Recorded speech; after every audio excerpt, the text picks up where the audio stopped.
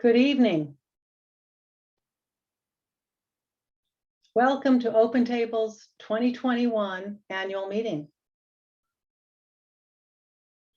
Thank you all for joining us tonight.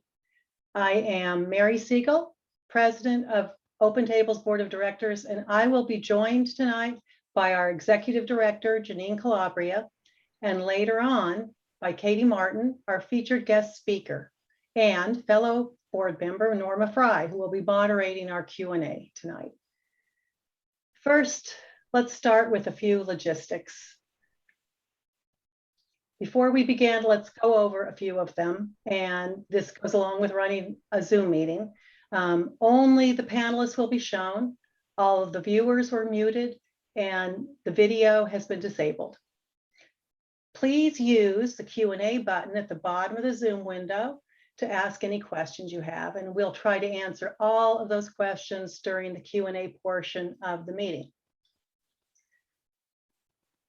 Next slide. Our agenda tonight.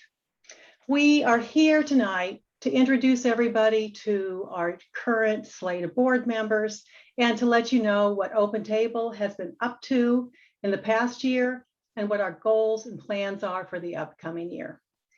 We are thrilled to have Katie Martin here with us tonight. She is author of Reinventing Food Banks and Pantries, and she is the Executive Director of the Foodshare Institute for Hunger Research and Solutions. She is an expert in the food relief world, and we are looking forward to hearing what she has to share with us tonight. We will wrap up with a 10-minute Q&A moderated by Norma.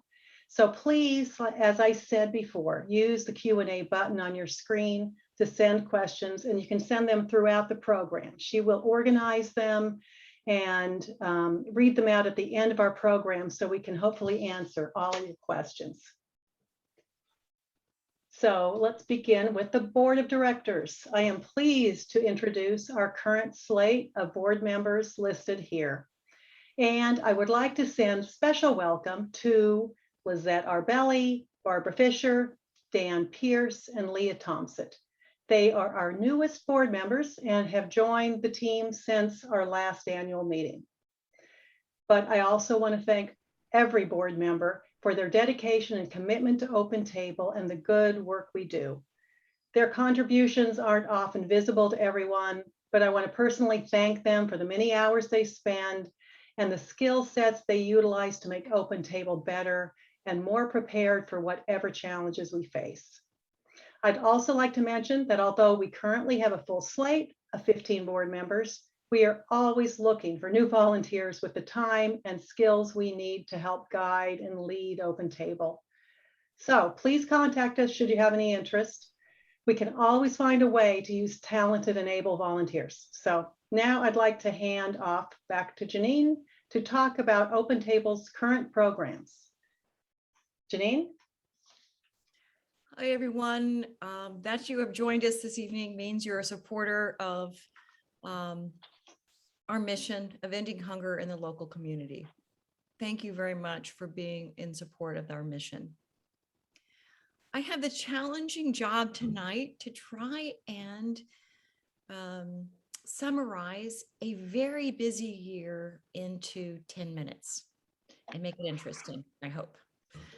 So I'm going to begin by talking about the theme that keeps coming back over and over again, which is program complexity. At Open Table this year, there were major changes in the landscape of food relief, and we couldn't just be business as usual, roll out the same kind of program. We needed to figure out a few things, like how do we reach the 2/3 of the people not receiving food in our community? What these more complex programmatic models required was major technology. We're not usually known, food relief organizations are not usually known for being very technologically savvy. But our team really took that on, and we applied technology in almost every single aspect of the work that we did this past year. You might be asking yourself, why? Well, we had to get food to people instead of people to food, and that required technology. Not only are we talking mobile programs, but we're also talking about how do we get the food that was outside in our truck in our parking lot inside out of the elements, and the volunteers inside out of the elements, so that we could deliver food to people without having to deal with winter weather. But we were fortunate to have a wonderful grant from the Foundation for Metro West, unrestricted. So we could buy very strange things like a back shack, as we called it, was basically a mobile hut on a pallet that was built on a pallet that could house all the technology and communication devices that we needed to keep dry and be able to communicate inside with the people preparing bags for people driving around. So that's one way we dealt with mobility of food. The other was receiving a wonderful grant from the state that allowed us to purchase a small cargo van, so that when we did mobile programs, some of them we needed our refrigerated truck that would store groceries for 75. But then we realized there were smaller pockets in our demographics that did not need a big pantry, but needed us to nonetheless to get food to them, like our Healthy Helpings program, which is a specialized line of groceries and prepared meals that specifically dealt with the DASH diet. Those went to councils on aging in Carlisle, in Concord, and Acton, and in Westford. Besides bringing that food to the smaller pantries, we also brought food to Hudson and Concord and Carlisle, and those larger mobile pantries required a considerable amount of staff time and logistics. And we were so fortunate to receive a grant from the Osterman Family Foundation that paid for our Commonwealth Service Corps members and also some staff time to make sure we could fulfill those larger mobile pantries. Next, besides technology, we wanted to honor choice for our clients. For years and years at Open Table, we've always had a client choice model. And when the pandemic hit and we went to pack bags, that was more difficult to do. So our team got in our cars, we drove to Newberry Pantry, and we watched an incredible custom order system, the Newberry Pantry. We hired their consultant, one of their team members, to be a consultant for us. We hired Nick Owen there. You see with his thumbs up, he was an intern who helped us work on the actual technology to get that happening. And then you see Jill Sakaris there to the right. And then Betsy Comstock also worked on making sure that we could have a system to bring back choice for our clients. Not only was choosing the amount of food that people wanted important, but we wanted people to choose the foods that were best for their health needs and also which reflected their cultural preferences. So all of that was made possible through a generous grant from the Nash Family Foundation to allow us to bring this online ordering. You also see them standing in front of two walk or reach-in refrigerator and freezers. This was a grant through the Greater Boston Food Bank Capacity Grant Program that allowed us to store custom orders until pickup time, because you can't really fill them in real time. We had to do it ahead of time, and we've been relying on wonderful student interns. We have a shift now from 4 until 6 o'clock where students come in, take the orders, and fulfill those orders so that they're ready the next day for our pantry. In August of last year, a month after this last year's annual meeting, we submitted a grant to the state. This is called the State Food Infrastructure Grant. And we waited and we waited and we waited. And finally in January, we got word that we were awarded $108,000 to expand our mobile meals program. That's the good news. The bad news was we had to spec the equipment, order the equipment, install the equipment, and take pictures and ask for reimbursement by June 30th. That was a tall order for our crew, who was already doing a lot of other kinds of work. We had just finished winterizing the pantry and online ordering, and now we're facing this very large hurdle. We are fortunate to have Barbara Fisher, who is now a board member, join us as our project manager. Rob Slattery, who is can sweet talk any contractor into working for us. Thank you, Rob, because this came at a time where most contractors had so many jobs, they didn't have time for us. And of Stephanie Shenton, who was our kitchen manager, who helped us really inform what pieces of equipment would be useful and testing out labeling and packaging equipment. So choice of food came back, and so did two-way communication with our clients. One of the systems that we were able to purchase through the Gilson Family Foundation was additional technology for being able to purchase software that allowed us to send texts and emails to our clients. This means that we can now cancel very quickly if bad weather is coming, and reschedule for a time where people can get food before bad weather came, and pivot very fast. It also helped inform us of what foods were most popular, and we've been able to change some of our inventory practices because of this online ordering system and client communication system. With the expansion of mobile meals and all that great equipment in the kitchen, we also needed more food. We were very, very fortunate to have two funders, Crawford Edema Family Foundation, and also the Concord Carlisle Community Chest, who increased our funding to help us purchase foods that we could not get from the Greater Boston Food Bank normally. Those foods from the Greater Boston Food Bank we use as our staples, but sometimes we needed other foods to make complete meals, and we were able to do that through these wonderful additional supports for purchasing food. Okay, so now we have the equipment, we have the additional food, but what about the volunteers? Well, we learned in December that volunteers were, the number of volunteers that were coming and asking us for opportunities to volunteer with us were larger than we've ever had in the past. So we should be on the slide that says volunteer management. I think it's 2 slides further, Bill. Just want to make sure we get there. Next one. There we go. There's our lovely volunteers. So also with the Gilson Family Foundation funding, we were able to purchase an off-the-shelf volunteer management system. Our wonderful software engineer, Paulina Nibby, suggested it was time for us to do that. And at that time, we brought in a new volunteer manager.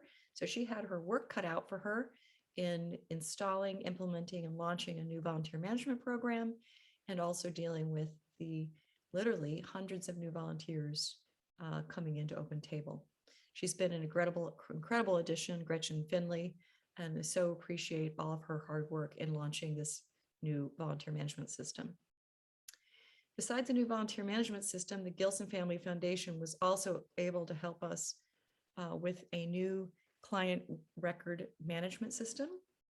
What does that mean? It means we can thank donors in real time. We can thank them much more quickly. We can also connect our donors and other types of supporters with wonderful communication regularly, newsletters, and blogs from our board president, and also immediate need for volunteer support. It's been wonderful to have this new system, Bloomerang, and also I want to thank Christine Evans for her amazing transitioning of all that data from one system to the other. It's been very challenging, and she's done it expertly. And now, after volunteers, equipment, technology, I want to thank our staff. Couldn't do it without them. They have been absolutely amazing this year. As you just heard, not only did they do the normal work of a pantry, but they rolled up their sleeves and said, yep, I'm going to learn how to use a blast chiller. I'm going to learn this technology.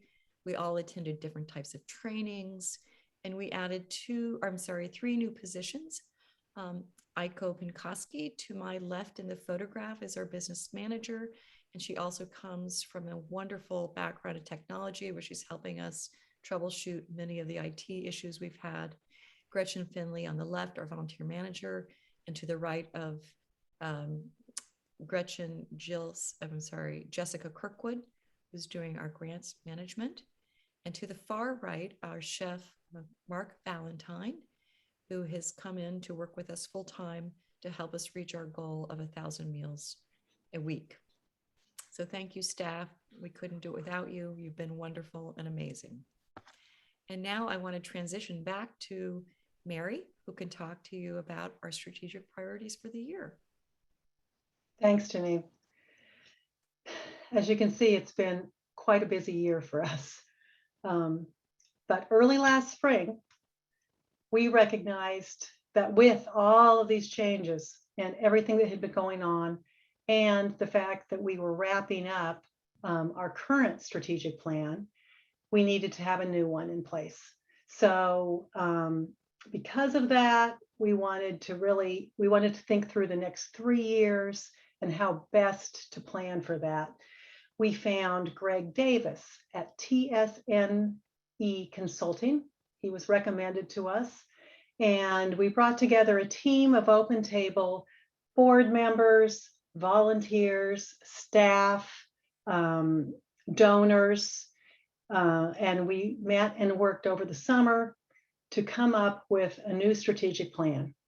That plan was presented to our board just 2 weeks ago, and I'm happy tonight to highlight some of those conclusions that the plan has dealt with and come up with.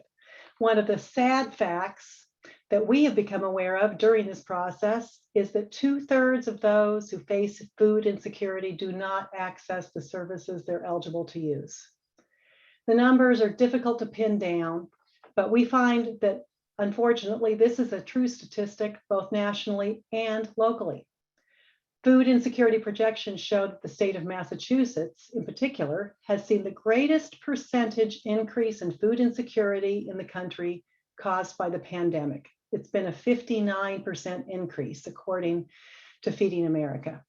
The Greater Boston Food Bank service area of Eastern Massachusetts is seeing an even greater surge in food insecurity, projected to be 66% of an increase in the number of people struggling with access to healthy food.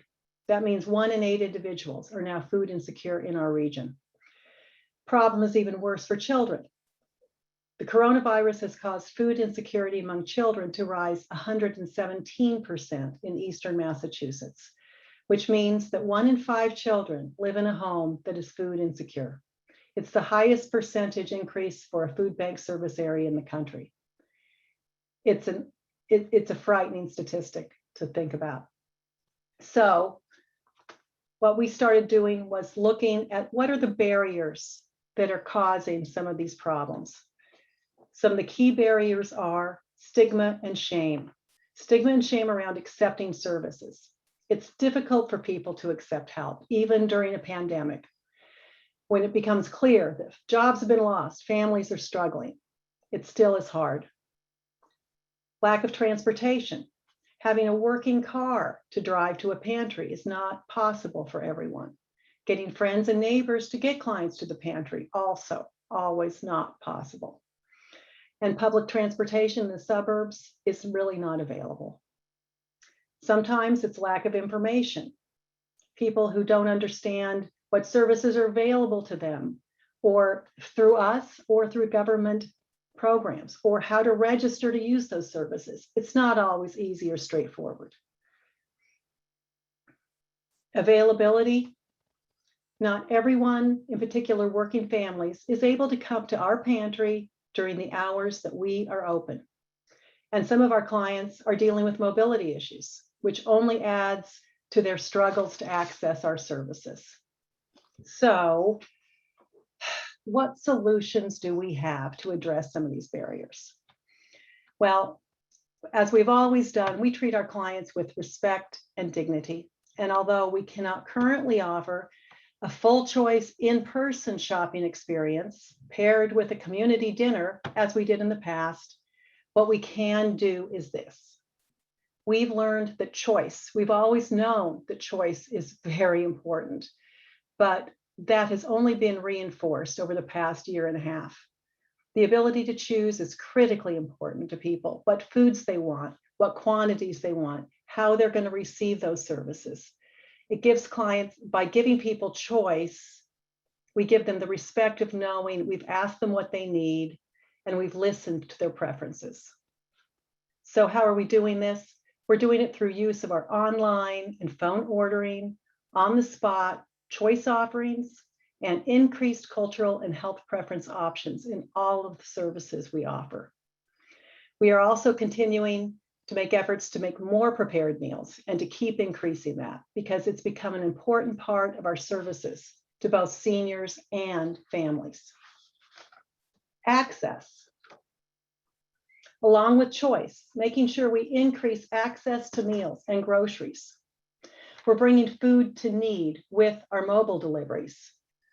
We're utilizing current networks and we're building new partnerships. We're making plans to provide increased access to our pantry in the future with expanded shopping hours, which will be especially helpful to working families. And eventually, we plan to return to have an in-person shopping option. Central to all of these plans is to keep diversity, inclusion, and equity as a top priority in selecting and expanding our partnerships. We recognize that food insecurity disproportionately affects people of color and immigrant groups, and we need to make sure that our work prioritizes unmet need in those communities. So next, let me reintroduce Janine, who will expand on how we move ahead, how we're making sure to listen and respond to the current needs of our clients. So in July, Open Table sponsored a virtual book group, and we read Katie Martin's book, Reinventing Food Bank and Pantries.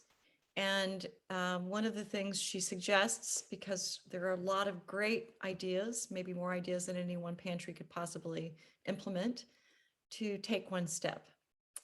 And as a writer, I thought of, for me, I wanted to really take the step of understanding our clients through impact stories.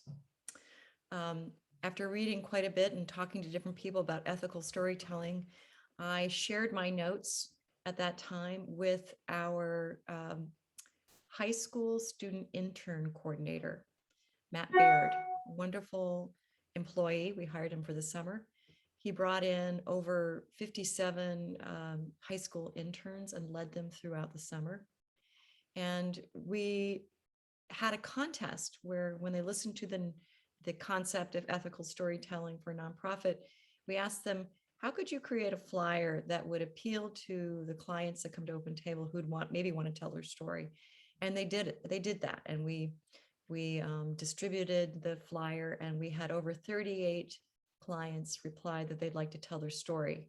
And part of what they encouraged in the flyer was to tell the story how you'd like to. Some people handed us the story already written out. And then also we had people request to have an interview with us. So it's been wonderful having many of our board members contact clients who want to tell their story and do an interview with them, as well as volunteers. And Megan Perlman, who has coordinated that effort for us. And we now feel like these stories are the treasure of Open Table. These are the roadmap for us to understand how we need to change our services to better serve the people that we are hearing from. And our plan is to continue with this program throughout the year so that they were always hearing the voices of our clients. This builds upon the good work that Jill Sakaris and Scarlett Chung has done for program evaluation this year, evaluating all our programs, incorporating the voices of the clients who use those programs. This is just another way that we will continue to do that. Now, without any more talk from me, I've talked enough this evening. It's time for our wonderful guest speaker, Katie Martin. Thank you so much, Katie, for being with us tonight.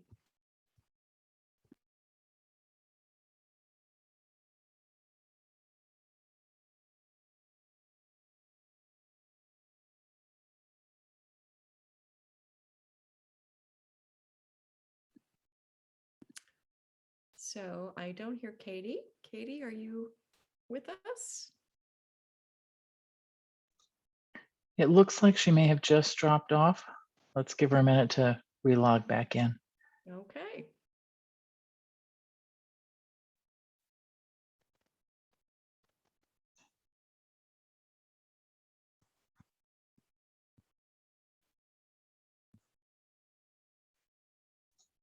Janine, while we're waiting, maybe you want to tell the people that haven't read the book a little bit about what it goes into, just a very brief synopsis.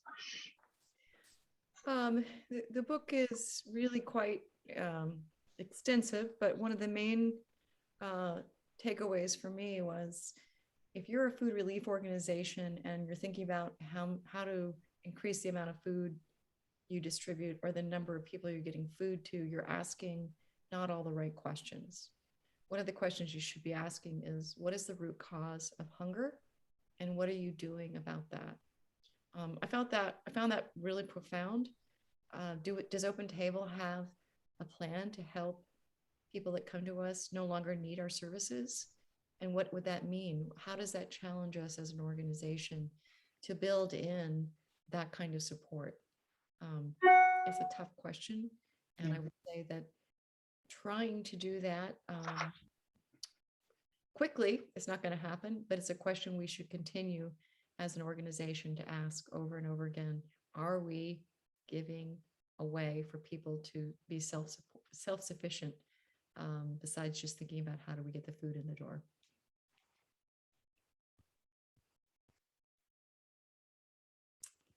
So,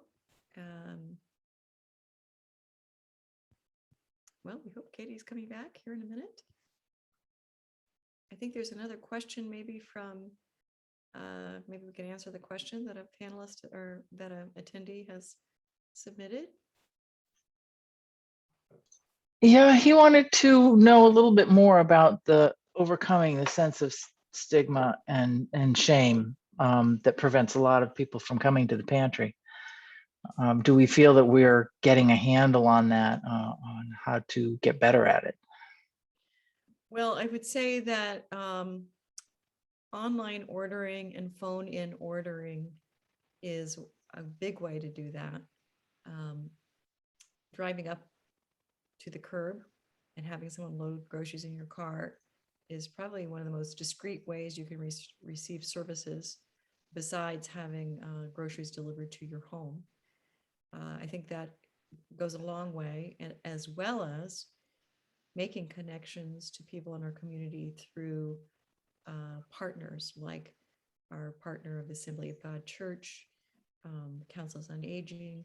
Having other people bring food that you already know, a partnership you already have, an established relationship, is a great way to also address stigma.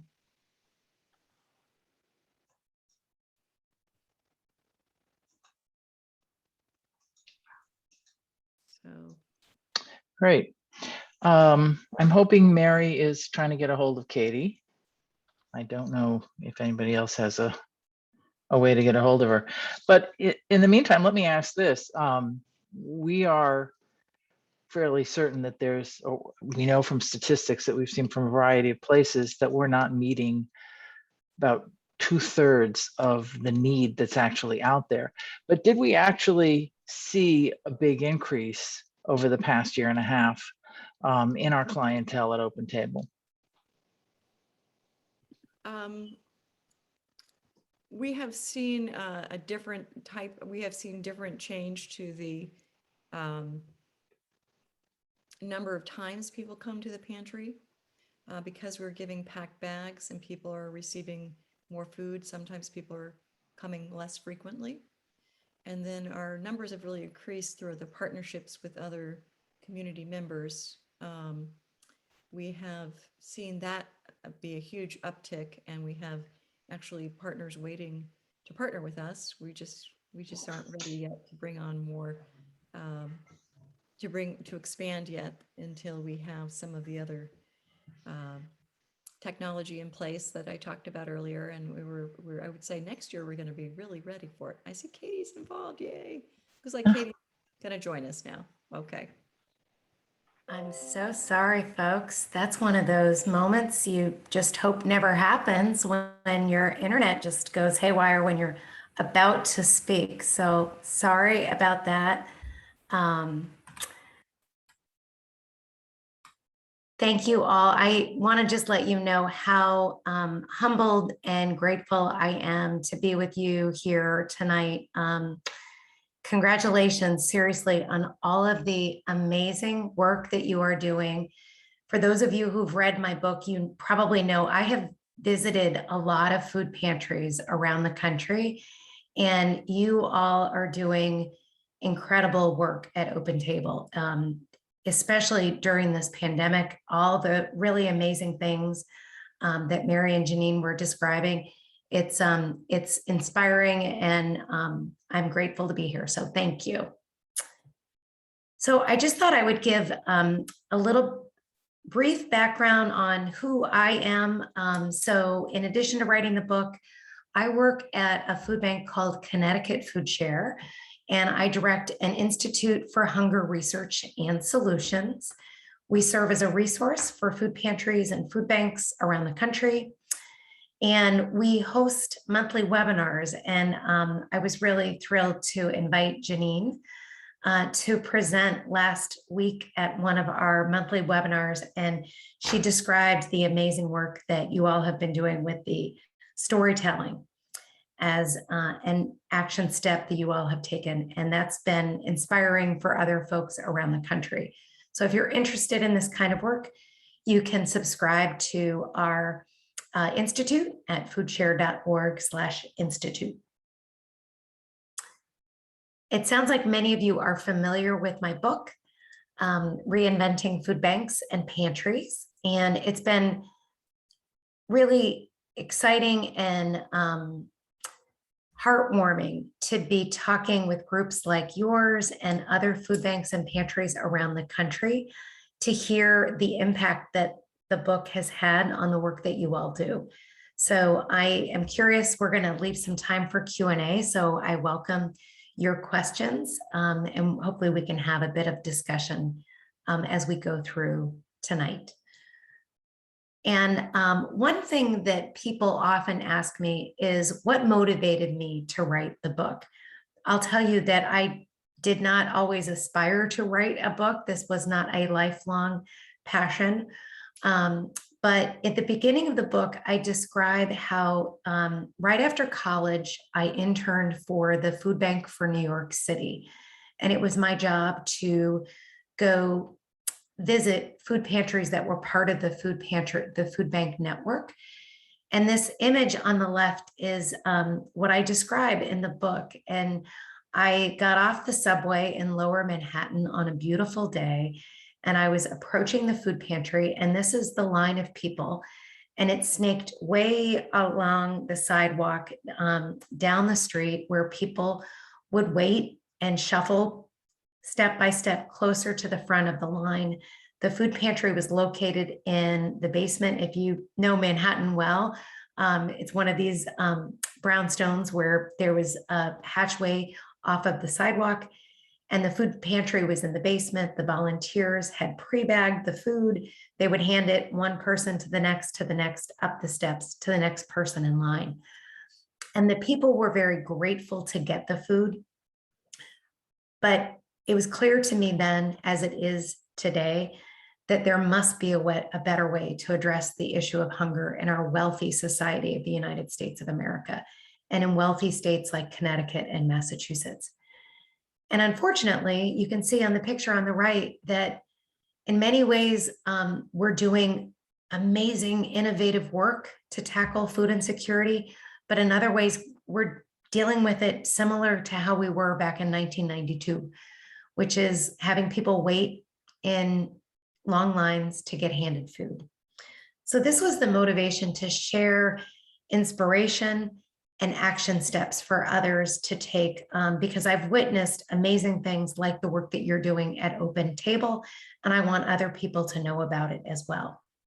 So some of the key themes from my book that I highlight throughout is to celebrate and acknowledge the good work that we're doing, because especially during this pandemic, we know that we are on the essential front lines of tackling a really tough problem. But we can do better. And I highlight and challenge readers to dream bigger and aim higher in the work that we do, because hunger in America is a preventable problem. And some of the themes I often talk about taking one step and moving along a continuum and thinking on a spectrum. If you think about charity, most of us don't like to receive charity. How do we move from charity towards justice? How do we, instead of just thinking about our key metrics and measuring our success by pounds of food, layering in additional measurements of the nutritional quality of that food, shifting from an emergency mindset. And unfortunately, during COVID-19, we were all forced back into thinking about how do we tackle an emergency, but how do we move along towards helping to build empowerment and shifting our work from short-term transactions of just simply moving food to more people as quickly as possible towards more relational work, and then finally transformational work.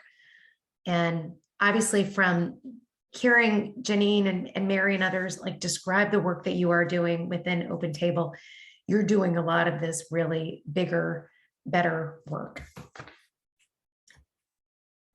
I love the idea of resilience, and how do we think about the paradigm shift of moving along this spectrum, right? The paradigm shift involves getting out of our comfort zone, which is often safe and we feel in control. We know what to expect. Getting out of that comfort zone leads us into some fear, right? We can find excuses. We can be intimidated by other ideas, other potential competitors, and that leads to lack of confidence. If we can burst through that, then we get into the learning zone, problem solving, being receptive to other input, other ideas, other partners. We can acquire new skills. And then that really leads us into that growth zone of getting beyond our wildest expectations, expanding our vision, defining new goals. And I just am so impressed with how much you all are learning from one another, learning from your community, and growing and expanding the services that you offer. It's impressive. So as we think about what's possible, some of the themes that I write about, there are lots of different action steps that you all can take. It depends on the role that you play within your community, from the language that we use to make sure that it is strength-based instead of always focusing on the needs and the lack in our community, creating a welcoming, empowering culture within our food pantry settings. I love the innovation that you all are taking around client choice. I certainly had a fairly limited view of client choice before the pandemic, which to me, like doing the full spectrum of client choice always involved in-person shopping like you would at a grocery store.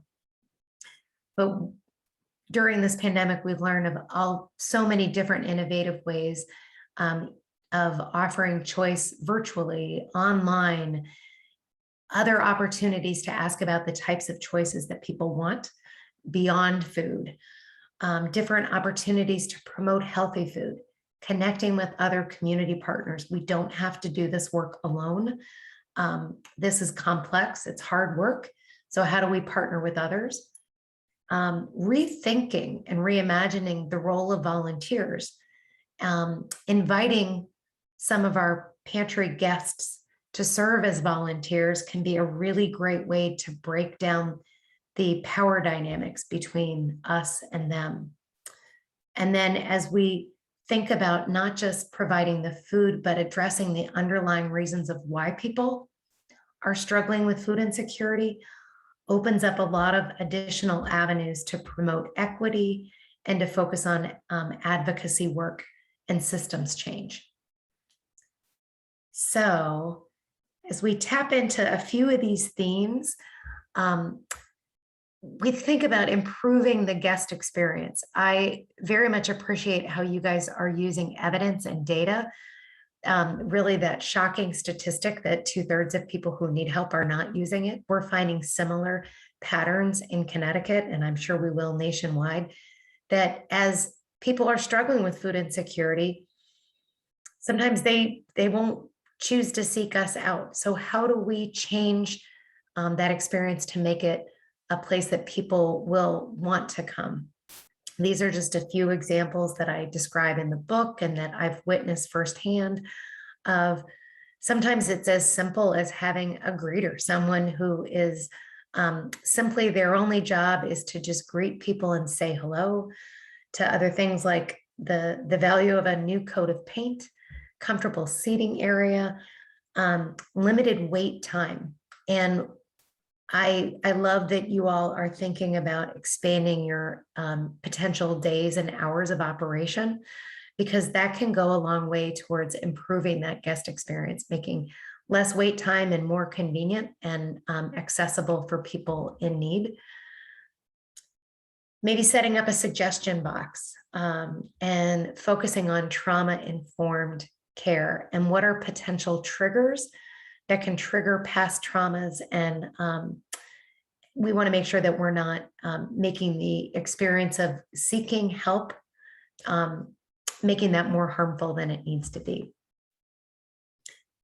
And you can see on, this is just, Bill, if you don't mind just going back one slide, this is an example of how we've been using some of that ethical storytelling as you gather feedback and stories from the people you serve, highlighting that as much as you can in your communications, in your resources, in your social media.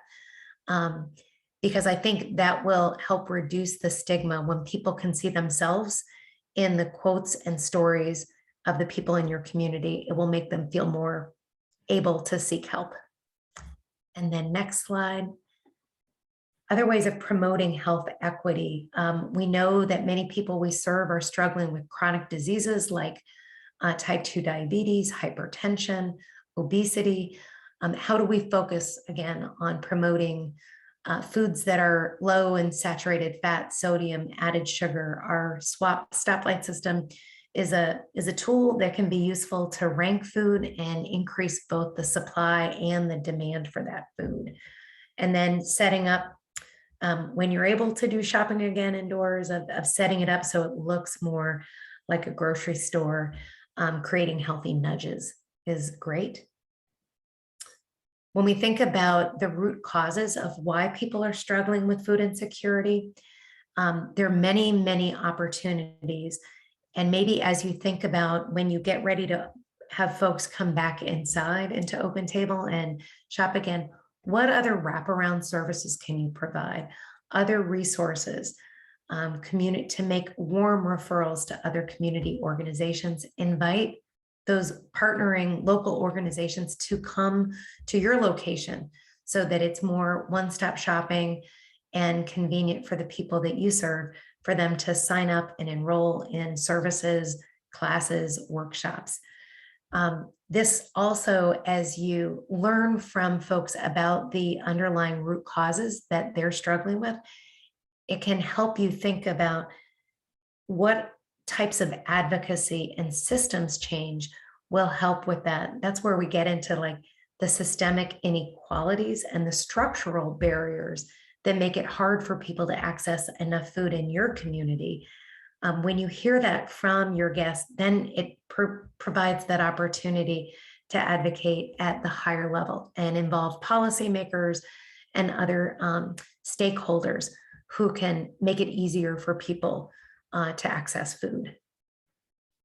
These are just a few examples of innovative work that you can do to reinvent the way that you provide charitable food. So my challenge and suggestion for all of you is, how will you reinvent your food programs? And I did put many, many ideas, inspiration into the book, But one of the key themes also is, as much as possible, don't get intimidated. Just get started. Take one step.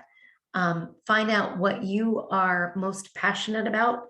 Where are your skills? Where's your heart headed? And start there. And you all are dreaming really big. You have charted a really impressive course. Who else might you engage in this work? Because if not now, when are we going to take this on? If not at the end of this pandemic, and while we're still struggling with this pandemic, we've learned how resilient we can be and how much we can evolve. So if not you, then who? And I welcome your questions, your thoughts. And Bill, I want to give big kudos. You just read my mind as I was going through my presentation. Thank you for advancing the slides. I appreciate it. This is some of my contact information.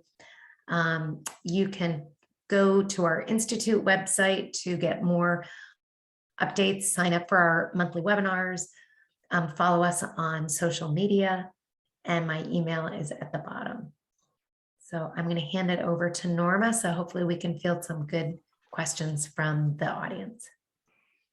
Great. Katie, thank you so much. That was really very inspiring and informative.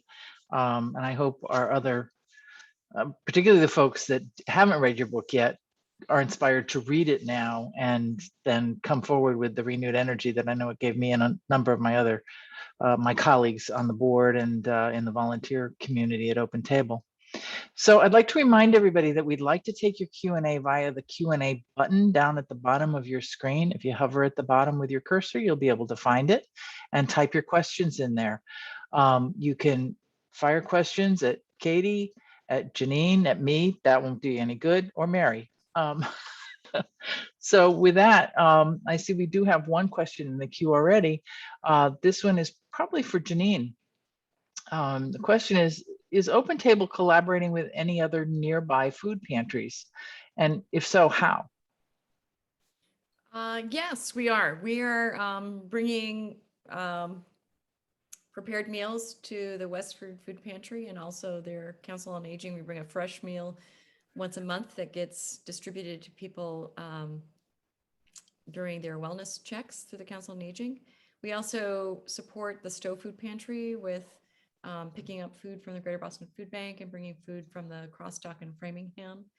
And we also often share surpluses with other food pantries when the opportunity arises. I know we're now bringing surplus produce to Little Bees. It's a farmer's market in Littleton every other week.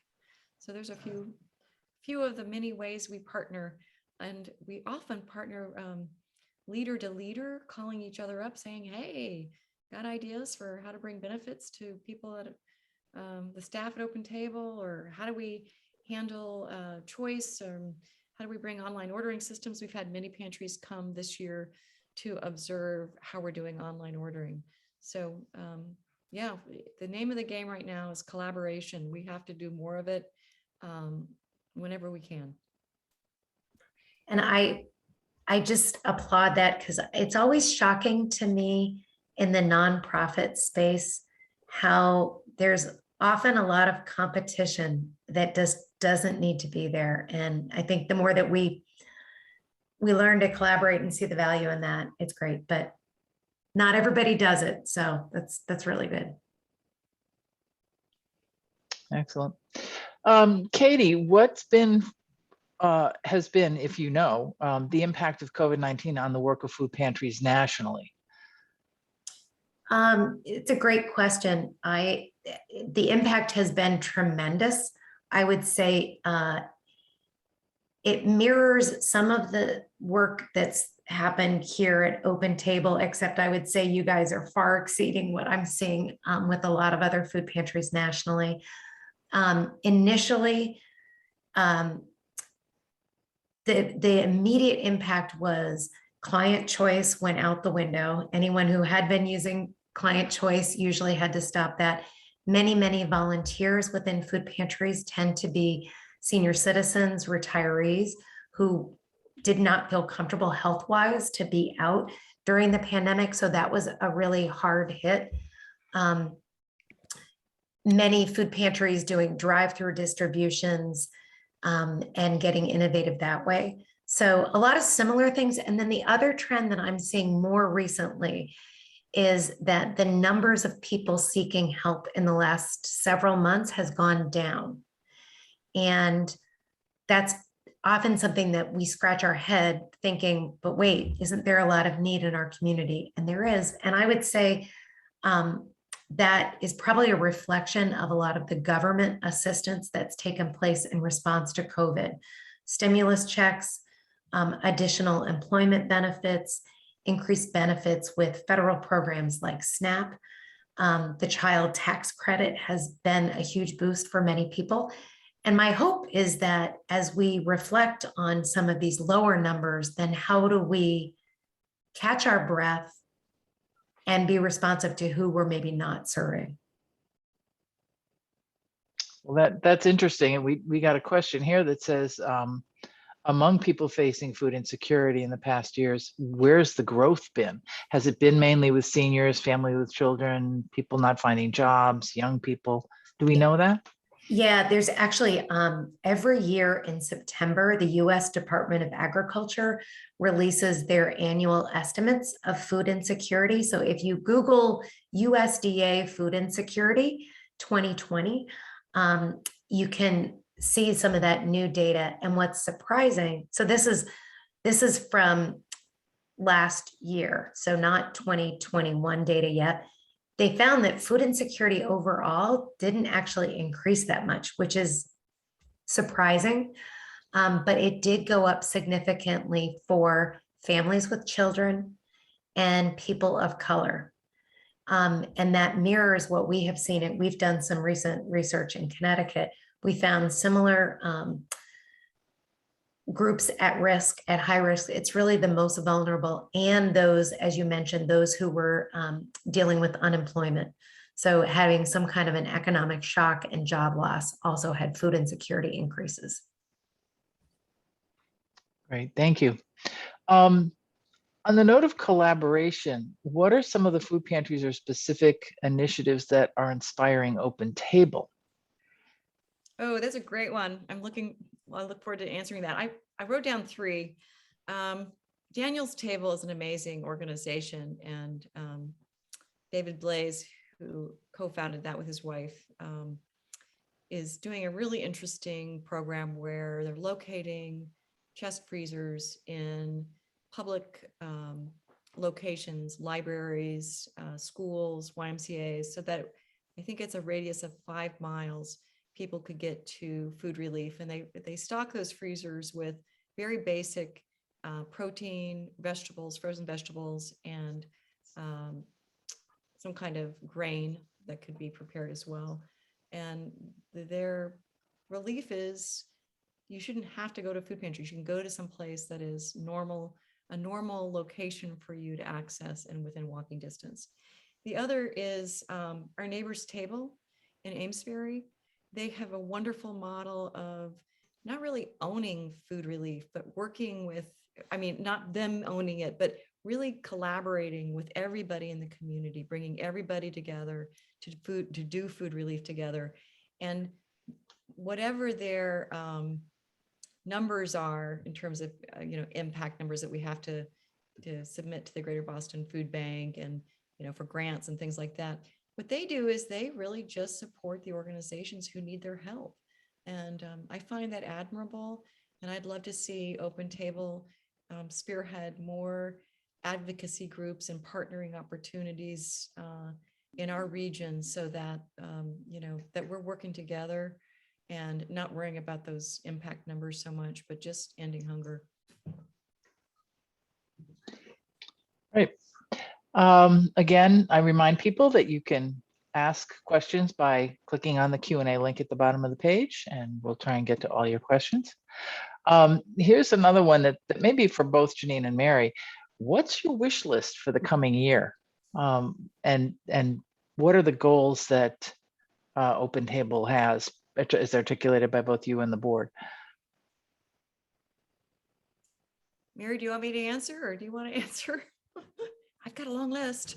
Sure. Well, as we talked about, we really want to do all we can to expand choice, expand access. And how we do that is, obviously building on the programs that we've already begun that seem to be working well.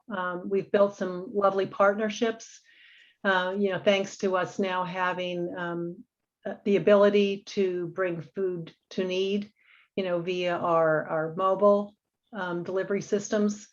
And I would say we're just wanting to build the partnerships, maybe make some new partnerships that will build on the current ones we already have with councils on aging, with health departments, public housing, and into areas where we will be able to really serve currently underserved communities.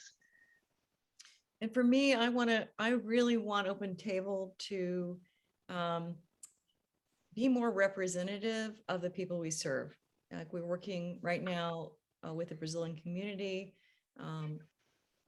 partnering with them in ways that we've never partnered before, bringing more staff and volunteers into Open Table, people of color, people of the cultural backgrounds that we are partnering with. That's super important to me. And I hope that a year from now, we will have gotten much further along with that goal, bringing in diversity, equity, and inclusion. Right. And here's a good one. Given the plans to settle Afghan refugees in Metro West and Lowell areas, does Open Table have plans to connect directly with the refugee assistance groups to connect those people with our services? So I attended church on Sunday, First Parish Church in Concord, and I have reached out to the Immigration Justice Task Force to let them know that Open Table is available and that we have been supporting the COVID tracing team this entire year. Thanks so much to both Jeff Garrity, our truck driver and pantry assistant, and Rob Slattery, who just received feedback that we pick up the phone, and a lot of pantries that have volunteers only and have limited hours, they just don't have the bandwidth to pick up the phone and answer the calls of the COVID tracing team.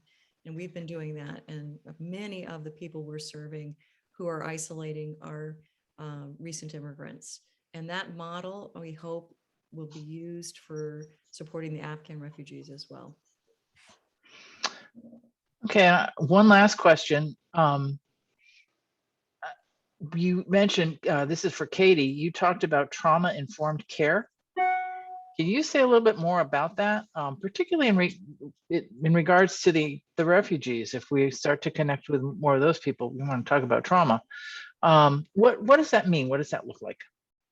Yeah, so, at its core, if you think of when people are coming to a food pantry, they're dealing with food insecurity, which is worry and anxiety about having enough food at the end of the week, at the end of the month.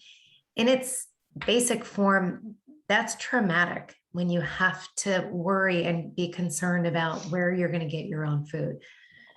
In addition to that, we know there's research around the link between food insecurity and mental health, anxiety, depression, that folks, just like other chronic diseases like type 2 diabetes and hypertension, if you're struggling with food insecurity, you're more at risk for a lot of those mental health challenges. And very often that stems from some past trauma. That could be a physical trauma, social trauma, abuse, etc. Living in an unsafe community, an unsafe housing situation can be traumatic. So if we know that, then there are many resources for different trainings to become more trauma informed. So things like if you have to wait in line to get food and you're worried that if you're waiting and there might not be food by the time you get to the front of the line, you can get nervous and anxious. How do we design our pantry settings to not re-trigger trauma for folks that may have experienced it? And then certainly for refugees and immigrants, there's a whole other layer of, just the concerns that they might have with immigration status. So some of it is just awareness and being more informed about these things. Great. I think we have time for one last question, and it's a good one. So it's great to hear about all these goals and things that we want to achieve over the next year or so. What do you see as our biggest obstacles at this point in time? And what are we doing to overcome some of those obstacles? The biggest obstacle right now is how do we operate safely during this time, with COVID being a threat and with needing to maintain a safe work environment, a safe pantry distribution environment. Many food relief organizations in our community have gone back to in-person shopping. We have not yet. We are waiting because we have many logistical challenges in front of us, since our facility is now set up to fulfill online or custom orders, as we call them, and also to store safely all of the 800 to 1,000 meals a week we're making. Our facility has changed. So it's a big challenge in front of us to, one, go back to in-person, and two, to figure out how to pivot now that we've had to change so dramatically our distribution model. Great. Well, I don't see any more questions in the queue, so this is probably a good time to wrap. We're at the top of the hour. So Janine, I'm going to turn it back to you to send us off. All right. I wanted to give a shout out to the Bud Ackerman Family Foundation. I forgot to mention before, one of the things that we started this journey on this past year was asking ourselves the question, how do we create a better community outreach so that we can reach the people who are not getting food? And the Bud Ackerman Foundation helped us be able to hire a outreach coordinator who really went through the towns of Concord and Carlisle, asking the question, where is the need? How do we get it to them? And brought back some wonderful information for us. We've changed our distribution model based on that. And I wanted to make sure I mentioned that. And last but not least, I also want to take a moment to remember somebody in our community who passed away a week ago, Bob Brock. He was a supporter of Open Tables, and many people in the Metro West area know his name because he was such a model of service. He inspired me. He was supportive of anyone who was working to make things better for people in our community. I will miss him, and so will many of people doing this work. So to you, Bob Brock, thank you for all of your support and for all the lives that you've made better. And with that, I'd like to end the evening.